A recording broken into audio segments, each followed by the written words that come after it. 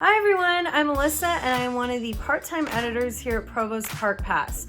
Now I've not been to Disneyland in 10 years and last time I went, I said I'd never go again. But since working with Provost Park Pass, I have completely rediscovered the magic of Disney. I have learned so many cool secrets and historical facts, and their enthusiasm for Disneyland has really rubbed off on me, and I can't wait to go back now when the park reopens. Since we can't be there right now though, I thought I'd put together my favorite top 20 Provost Park Pass moments. So here they are. Number 20, the time Chris ripped his pants. Now who doesn't love a good pants ripping? You guys, I have a major emergency right now. My awesome pants that Amanda got me ripped right in the crotch. I rip our pants! That's a great place for a rip, babe. Oh, my pants, did you see that? Yes. Everyone saw that. Everyone saw that. So why does a golfer always wear two pairs of pants? In case he gets a hole-in-one. Uh-oh, babe. You've got a situation. How bad is it? Oh, you know. It's there. Number 19, Chris and Amanda attempting to pronounce French words. Having spent a few months in France, I find this one particularly funny and cringeworthy. Hey, babe, how do you pronounce that? Blanc-neige sepnains. Pierre et les loups. Peter in the Wolf. It is Nuit, Surly, Mont, Chauve, Chauve, Chauvet. Is that close? As la cité de Miradoux. It is the La Belle de les Dormats. It's like it's the Sleeping Beauty. We are off to grab some breakfast. I tried to talk everyone into getting croque monsieurs for breakfast, but they said no. La Belle Bos Dormet. I think that means Sleeping Beauty. Bos Dormet. I know I'm not very good at French. La Belle Bos Dormet. So oui, do we, and oui. Yeah. In French, it's Riri, Fifi, Loulou. Fifi Lulu. Riri, Fifi, Loulou. What was the first one? Riri, Riri. Fifi, Fifi. Loulou. Lulu. How do you pronounce the Snow White ride here? Blanche-Neige. Blanche-Neige. Blanche-Neige. Blanche-Neige et les sept nains. Yes. The seven. Seven dwarfs. So fast. Blanche-Neige. Et les sept nains. Setna. Number 18, the story of the DOMINGUEZ palm tree. I thought this fact was so cool. I love history and I love that Walt kept a piece of living history right in the You park. have the Jungle Cruise, you have the Tarzan Treehouse, and also the Tiki Room. The only one that offers a fast pass is the Indiana Jones ride. When Walt bought the land to make Disneyland, he bought it from the DOMINGUEZ family. And the DOMINGUEZ family actually owned this land, and they had a beloved palm tree that their grandparents brought over in 1896. Their grandparents brought this tree over there. The DOMINGUEZ family had some children who were actually even married under that tree. And when they were selling their land, they actually asked Walt if he would take care of that palm tree. Walt, being the man that he was and the high integrity they had, says absolutely, and he did. He has taken care of that palm tree. He had it actually moved because where it was originally planted, they were landscaping it, but he actually carefully had it moved by the Imagineers, and they moved it here to Adventureland. And you can actually see it today, right here by the Fast Pass of Indiana Jones and Temple Forbidden Eye. There is the DOMINGUEZ palm tree. It's over 118 years old. It's one of the oldest living things in all of Disneyland. It's not the oldest thing in Disneyland, that's in Frontierland. That is the DOMINGUEZ palm tree that was originally On this land when Walt Disney bought the land to create Disney Park. Number 17, the story of when Amanda almost got arrested. Now we all know how sweet Amanda is and that this is the last thing she would do. No, Mom, this does not have alcohol in it. You actually cannot have alcohol in the entire Disneyland park. If you want drinks with alcohol in it, you have to go over to the other brother, California Adventure. The only place you can have alcohol at Disneyland is if you're a Club 33 member and you go eat at Club 33. So this, even though it might look like a beer, is not beer. It's just juice. Disneyland, I love you, but my worst experience at Disneyland ever happened with this drink. So what happened is I I went to Disneyland with our toddler, Miles, just the two of us. We had a great little day, and I decided to treat myself with a little Gaston's brew. Got my drink, we're walking out of the park, I'm just sipping it, enjoying life, when security comes up to me and tells me that I can't take alcohol out of the park. Well, oh, it's not alcohol, it's actually just juice. It's just your Gaston's brew from Red Rose Tavern. And they were like, we don't know what that is. We don't know what you're talking about.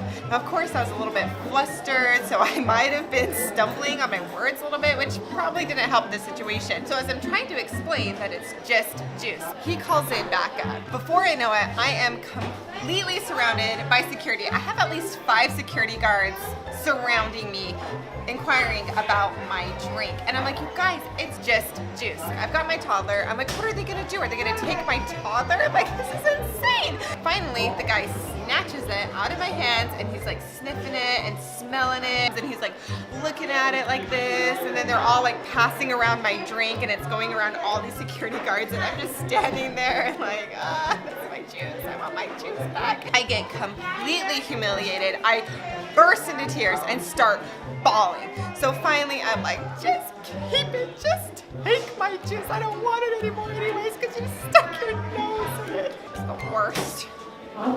Just juice. Number 16, the story of Nixon getting kidnapped by Walt Disney. Walt Disney kidnapped the vice president? On June 14th, 1959, on the christening of the monorail, Vice President Richard Nixon came to visit Disneyland. Walt Disney and Richard Nixon actually boarded the monorail so Walt could give him a tour of it. As the monorail pulled away, they heard a huge scuffle on the platform.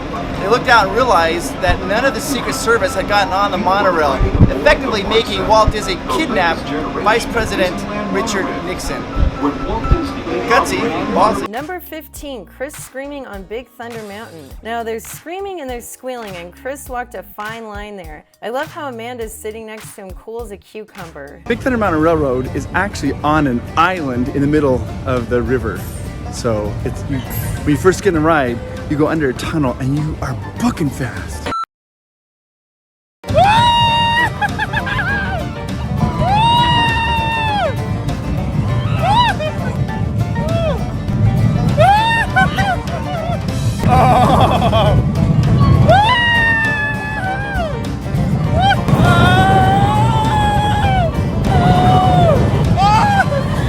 This ride is so fun.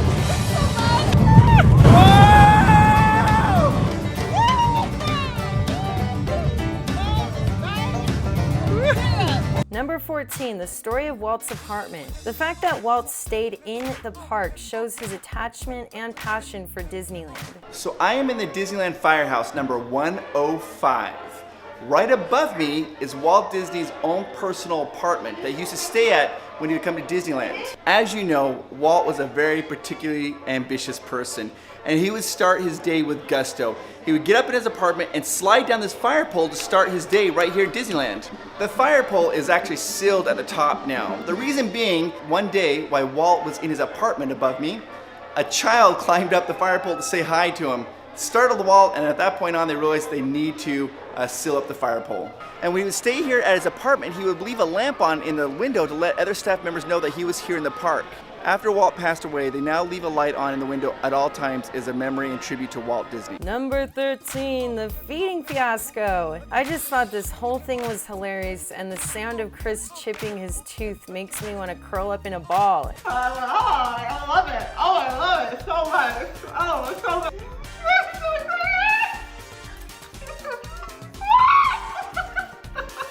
The dancing Disneyland cupcake.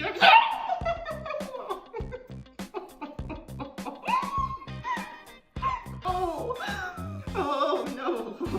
Oh my gosh. So my least favorite snack at Disneyland is the pickles. No. No.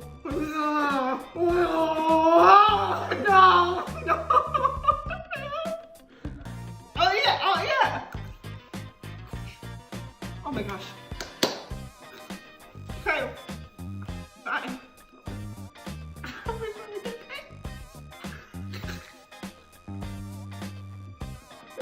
Oh no.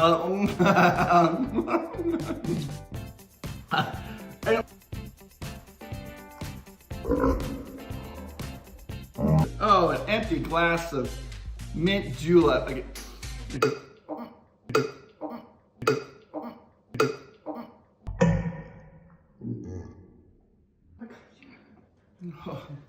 Oh no. Did I just chip your teeth? Are you okay? I just chipped my tooth, and the man is crying because she feels so bad. Here we go. You want to keep eating? Yeah, we got to finish this up strong. That's a lot of frosting. That's all frosting. Number 12, It's a Small World holiday transformation. I love It's a Small World and I love Christmas, so this is a perfect combination. Well, here we are. I'm about to ride It's a Small World Holiday Edition.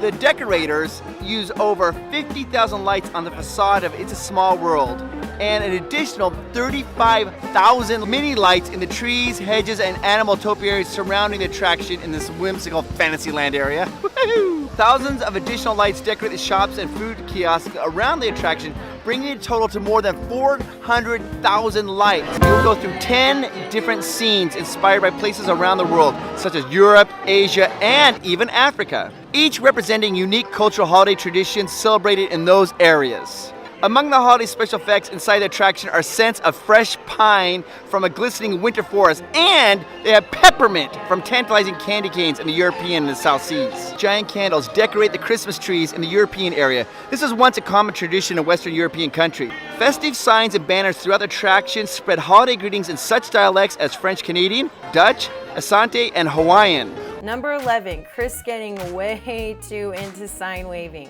I love how amped up he got about it and how half the people didn't even respond to him. If you sit at the far end, you can see It's a Small World here. And they give you signs to interact with people. So M-I-C-K-E-Y. We're gonna see if we can get them to say it. Ready? They didn't even look. Literally just looked at me like I was doing something wrong. We'll see if we get them to clap their hands. Ready? Set.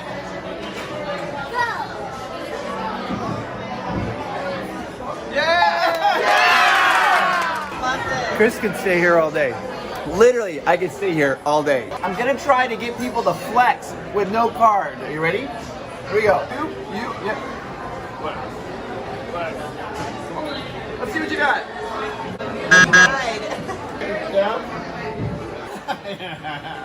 Chris has been doing this for like an hour. I don't think we're going to be able to get him out of this restaurant. I think he's just going to park himself here and stay all day. Here he goes. Ready? Oh, no. We got him. I'm like a puppet master in Pinocchio's restaurant. That was like the most fun I've ever had at a restaurant. I would go back there. That was so much fun. Number 10, Judge Provost. I thought this was such a fun, clever, original idea, and it was a lot of fun working on. Out of line! Today on Provost Park Pass Court of Law, we'll be trying the most heinous Disney villains in the Disney universe. These villains have been tried by true attorneys of law. They've looked at their cases and recommended their sentencing. You go to jail. Nothing out of you. Let's proceed. Stromboli, you just disgust me, sir. Stromboli, you are doing bias crimes, or also known as hate crimes, against puppets, targeting puppets. You targeted Pinocchio because he was a puppet. Because of this, you'll get an additional 10 years because of your hate crime involved in kidnapping. Order in the court! Order in the court! Calm down. The next charge leveled against you, Yzma, is the harassment of livestock. That's right, harassing livestock. As you know, Cusco was a llama, making him livestock. According to the law, a person is guilty of harassment of livestock if the person intentionally, knowingly, or recklessly chases with the intent of causing distress or harms livestock through the use of a motorized vehicle when you were using Kronk as your motorized vehicle. This is a Class B misdemeanor with 6 months in jail. And then lastly, just makes me sick, witchcraft, Mr. Hook. The witchcraft law was passed in the Parliament of the Kingdom of Great Britain in 1735. Hook, you must practice some form of witchcraft, as the rules of physics apparently do not apply to him. While attempting to flee the crocodile in the cave, Hook was seen to be running on water. This is 1 year in prison. Number 9, walkway art. I've never seen anything like this and I thought it was so cool.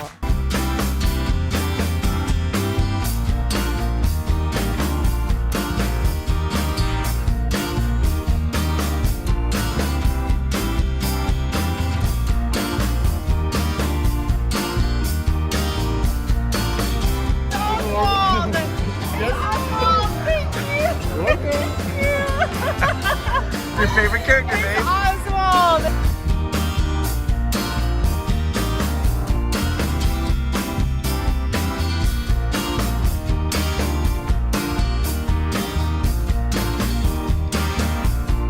Oh, it's perfect! I love that. You did such a good job! Number 8, the message of It's a Small World. Having traveled quite a bit, I can attest to the message of It's a Small World, and I think it's beautiful that it's a part of Disneyland. The lyrics that play through It's a Small World in Disneyland suggest that we all live on one planet under just one moon and one golden sun. To enhance this idea, a moon and a sun has been placed in each area of the world that you voyage through on the ride. See if you can spot them. More than just a trending motif, it goes to show that no matter where we are on this big blue planet, we are all looking up at the same sky, same moon, and same sun. If you have pediophobia, that's the fear of dolls, this ride may not be for you. There are over 240 animated features in It's a Small World in Disneyland. The majority of the children and their faces are identical, while only attire, skin color, and locations change. While many speculate this was due to production constraints, actually, it's a creative choice, reminding us that underneath it all, we are all the same in some way or another. When the ride opened on Disneyland on May 28, 1966, Walt invited 16 children from around the world to come help dedicate it. They each brought a container of water from rivers and seas of their native lands. Walt then poured the water that was brought by the children from the 7 seas and 9 major lagoons into the ride flume, right into flume, representing a major union and harmony from countries around the world. Number 7, the Matterhorn Macaroon Challenge. Watching Chris struggle through that last macaroon while in a state of sugar-induced delirium is just hilarious.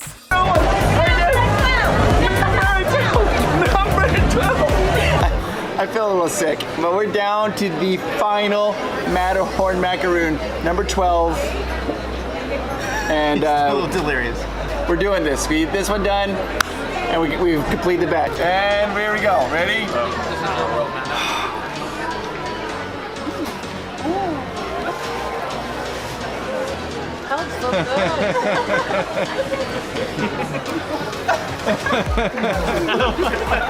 He's struggling. I got this. I got this. My upper lip is sweating. It's easier if you break it from pieces. Here we go. You got it. Half a Matterhorn. A half horn. A half a horn.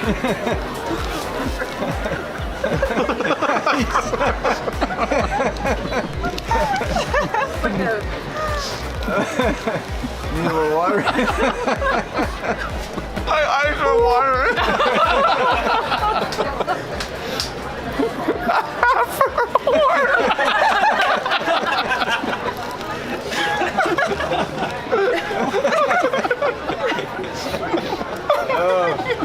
He's finally cracked. I think I broke him. That's the funniest thing I've ever. Oh my god. All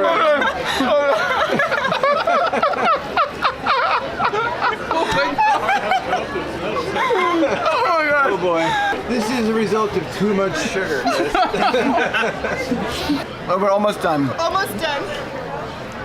Are you gonna say it? Quarter horn?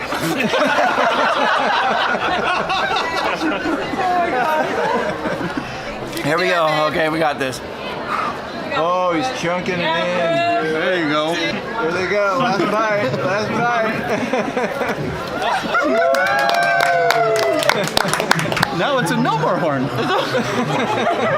Well, I've eaten 12 Matterhorn macaroons There's only one thing left to do. Let's go right to Matterhorn, guys. Let's get this done. All right. Don't try this at home. Yeah, don't try this at home. Yeah.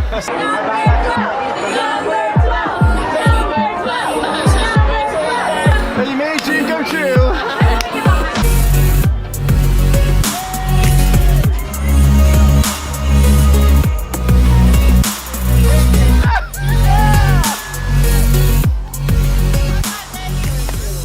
Number 6, the Haunted Mansion Holiday Transformation. Love the Haunted Mansion, love Nightmare Before Christmas. Enough said. Disney started the Haunted Mansion Holiday Edition in 2001. It was a direct response to Knott's Scary Farm and Universal's, what is that, Holiday Horror Nights. They wanted to attract more people to Disneyland for Halloween, because not a lot of people were attending at that time. Every year, the overlay is different. It's a new treat every single time you go through it.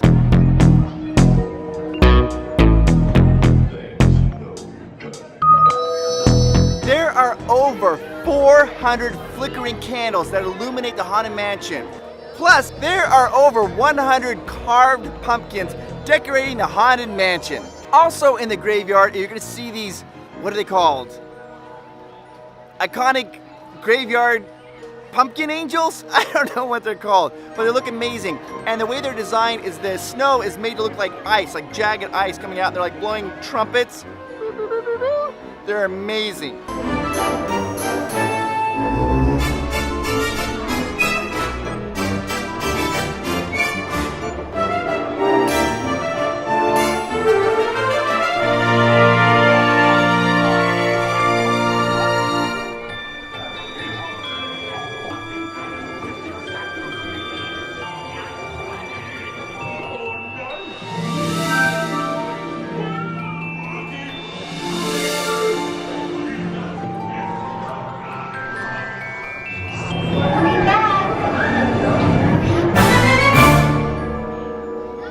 Number 5, Amanda and Chris make a B movie. This was fun and kitschy, just my style. Oh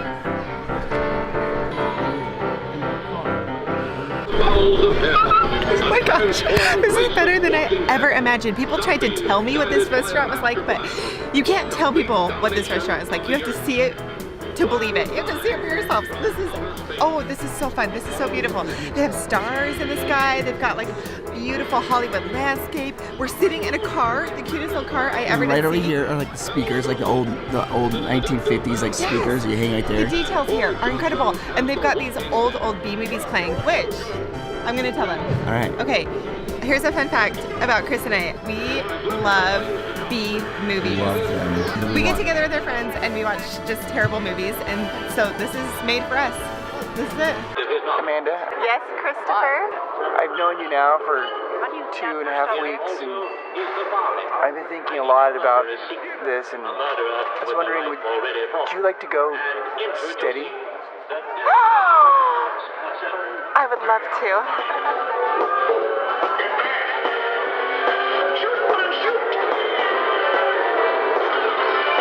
Number 4, Disney puns. I laughed at every single one of them. Why did Buzz Lightyear give Bullseye some cough syrup? He was a little horse.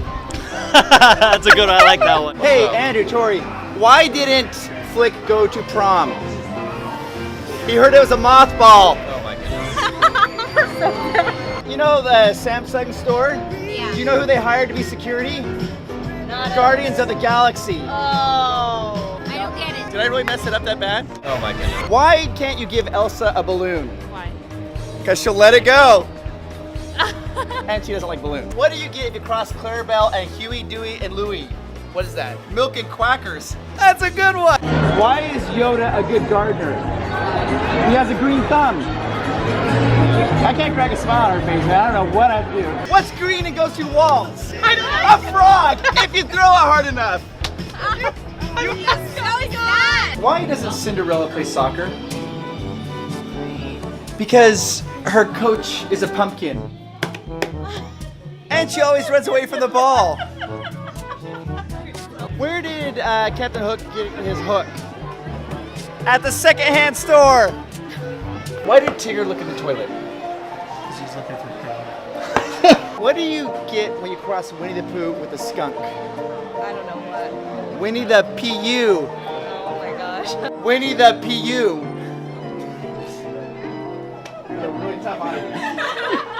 Number 3, Chris flushes his dignity down the toilet. I'm amazed that Chris shared all this information with everyone, and I'm delighted that he did because I think it's hilarious. Poor guy. Look at this poor guy. I've ruined everything. Dude, you just made this trip way more fun. You did not have to sacrifice your body to do it, though. The last 2 nights, I slept in Dave's hotel. And he's got like a freaking, what is it, like a white noise machine that you... Gosh dang it. White noises everywhere. That's supposed to help you sleep, not keep you awake. I don't know. Maybe it did. I don't know. When I travel, my body stresses. And for whatever reason, like I don't go to the bathroom. So it's Saturday, Sunday, Monday, Tuesday, Wednesday, Thursday, into Friday morning. All of a sudden I woke up in the night and I was like, I was so sick, and I was at Dave's hotel and the freaking white music was going and I was disoriented.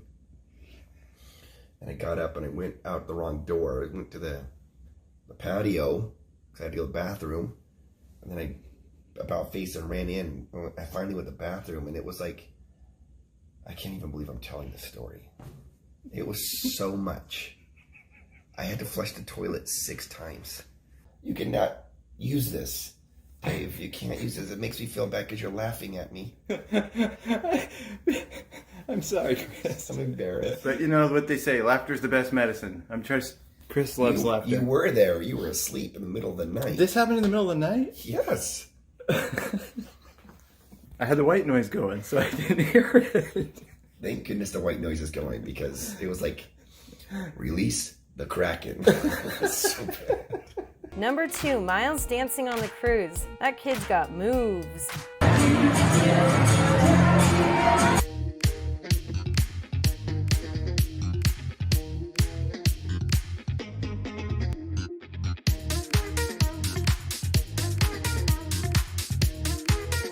You guys, Miles is living his Disney cruise life over here. He is in heaven.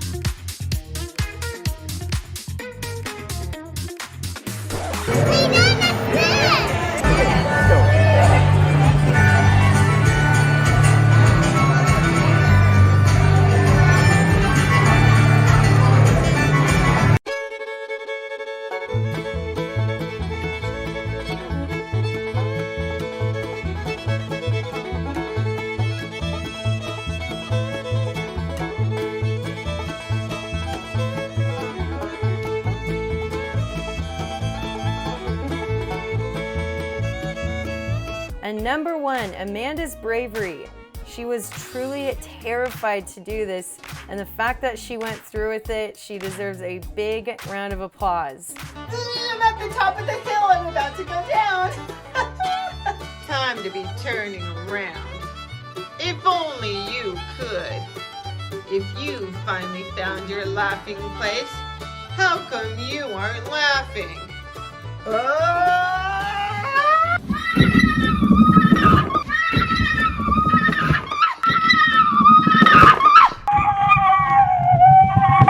Well, those are my favorite top 20 moments. What are yours? There's so many good moments on Provost Park Pass. I'm sure we all have our own favorite top 20. So let us know in the comments below. We want to hear your favorite top 20. I had so much fun going through all the old videos and picking those out, and I hope you had just as much fun watching it. And I hope that I get to see you in the park soon. In the meantime, keep watching Provost Park Pass, give it a thumbs up, click the subscribe button, hit that little notification bell, and Patreon members for as little as $3 a month. You get an extra video every single week. Okay, I hope you all have a healthy and happy day. Bye.